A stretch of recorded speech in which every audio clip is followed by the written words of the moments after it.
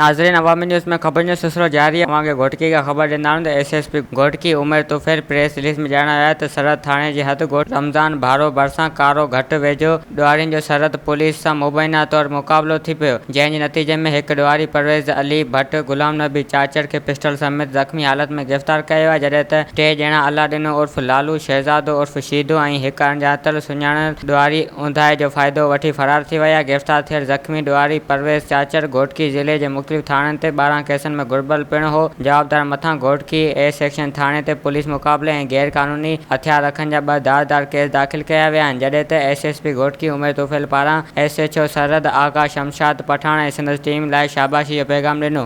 वधीक ख़बरनि ऐं तफ़सील जे लाइ विज़िट कयो असांजी वेबसाइट awamiNewsHD.com ऐं ॾिसंदा रहो अवामी न्यूज़ HD।